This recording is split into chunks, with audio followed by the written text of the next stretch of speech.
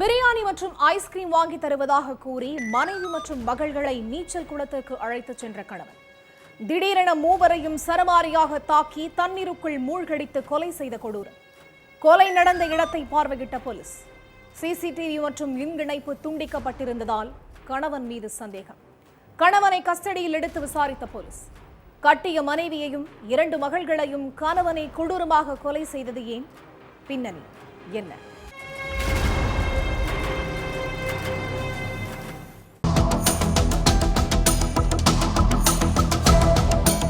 Night 9 மணி தன்னோட தந்தைக்கு phone பண்ண அசாருதீன், நான் குளிச்சுட்டு பாத்ரூம்ல இருந்து வெளியில வந்தப்ப என் மனைவியும் 2 மகள்களும் நீச்சல் குளத்துல பேச்சு மூச்சு இல்லாம கிடக்குறாங்க. எனக்கு என்ன பண்றதுன்னு தெரியல, அதனால நீங்க சீக்கிரம் கிளம்பி வாங்கன்னு சொல்லி இருக்கார். இதை கேட்டு பதறி அடிச்சிட்டு அசாருதீனோட தந்தையும் சகோதரனும் வீட்டுக்கு வந்திருக்காங்க.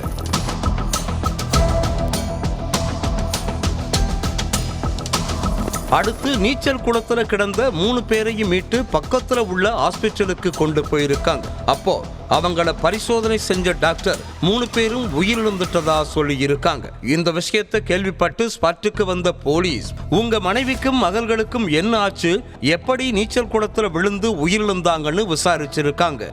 சார், நானே என் மனைவி மகள்களை பறிகொடுத்த சோகத்துல இருக்கேன், அதனால தயவு செஞ்சு என்கிட்ட எதுவும் கேட்காதீங்கன்னு சொல்லி இருக்கான் அசாருதீன்.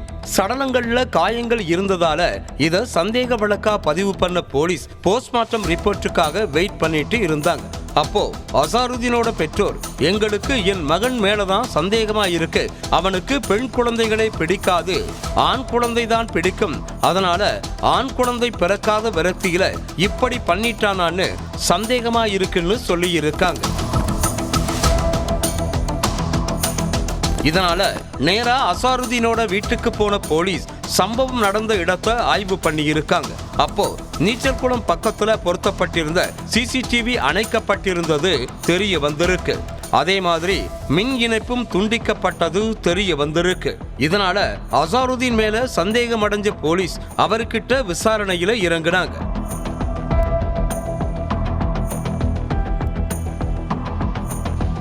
தெலங்கானா அனுமகொண்டா மாவட்டம் புன்னீலு பகுதியைச் சேர்ந்தவர் அசாருதீன். இவரும் அதே பகுதியைச் சேர்ந்த ஃபர்கத்தும் 10 வருடங்களுக்கு முன்னாடி காதலிச்சு கல்யாணம் பண்ணிக்கிட்டாங்க. இந்த தம்பதிக்கு இப்ப உமேரா, ஆயிஷான்னு 2 மகள்கள் இருந்தாங்க. மனைவி மகள்கள்னு 3 பேரையும் நல்லபடியா பார்த்துக்கிட்டு இருந்தாரு அசாருதீன். இதுக்கடையில ஃபர்கத் மறுபடியும் கர்ப்பமாக்கி இருக்காங்க. அசாருதீனுக்கு ஆண் குழந்தைனா ரொம்ப ஆசை. இப்ப 2 பேருமே பெண் குழந்தையா இருக்கிறதால 3வது குழந்தை ஆண் குழந்தை பிறக்கணும்னு ஆசையா இருந்திருக்கார். இதனால மனைவிய பக்கத்துல உள்ள ஸ்கேன் சென்டருக்கு கூட்டிட்டு போன அசாருதீன் 3வது குழந்தை ஆண் குழந்தையா பெண் குழந்தையான்னு செக் பண்ணி இருக்கார்.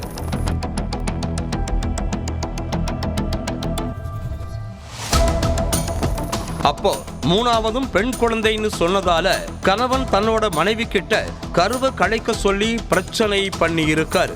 3மே பெண் குழந்தைனா அவங்கள படிக்க வச்சு எப்படி கரை சேர்க்கிறது, எனக்கு ஆண் குழந்தை வேணும், அப்படி இல்லைன்னா இந்த கருவை கலைச்சிருன்னு சொல்லி இருக்காரு. அதுக்கு மனைவி, எனக்கு எந்த குழந்தையா இருந்தாலும் பரவாயில்லை, உங்க பேச்சை கேட்டுட்டு என்னால கர்ப்பத்தை கலைக்க முடியாதுன்னு சொல்லி இருக்காங்க. இதனால கணவன் மனைவிக்கு இடையில பயங்கர பிரச்சனை ஏற்பட்டு இருக்கு. மனைவி கர்ப்பத்தை கலைக்க முடியாதுன்னு சொன்னதால கணவன் ஃபர்கத்தை போட்டு சரமாரியா அடிச்சிருக்கார். இதனால ஃபர்கத் கோபித்து கொண்டு தன்னோட தாய் வீட்டுக்கு போயிட்டாங்க. ஆனா ஆண் குழந்தை பிறக்காத விரக்தியில இருந்த கணவன் மனைவியையும் மகள்களையும் கொலை பண்ணிட்டு 2வது கல்யாணம் பண்ண முடிவு பண்ணி இருக்கான். அதுபடி மாமியார் வீட்டுக்கு போன அசாருதீன் மனைவிய சமாதானப்படுத்தி வீட்டுக்கு கூட்டிட்டு வந்திருக்கான். அன்னைக்கு சாயங்காலம் வீட்டுக்கு பிரியாணி, ஐஸ்கிரீம் வாங்கிட்டு வந்த அசாருதீன் 3 பேரையும் நீச்சல் குளத்துக்கு கூட்டிட்டு போயிருக்கான். அடுத்து அங்கிருந்த சிசிடிவி ஆஃப் பண்ணிட்டு மின் இணைப்பையும் துண்டிச்சு மனைவிய சரமாரியா தாக்கி நீச்சல் குளத்துல மூழ்கடிச்சு கொலை பண்ணி இருக்கான். அப்போ விளையாடிட்டு இருந்த 2 மகள்களும் இந்த சத்தத்தை கேட்டு ஓடி வந்திருக்காங்க. அப்போ அந்த பிஞ்சு குழந்தைகளையும் நீரில் மூழ்கடித்து கொலை செய்த கொடூரன் தன்னோட தந்தை சகோதரனுக்கு போன் பண்ணி என் மனைவியும் மகள்களும் நீச்சல் குளத்துல விழுந்துட்டாங்கன்னு சொல்லி நாடகமாடி இருக்கான். ஆனா அசாருதீனோட நாடகத்தை தவிடு பொடியாக்குன போலீஸ் கணவன் அசாருதீனை அரெஸ்ட் பண்ணி சிறையில அடைச்சிட்டாங்க.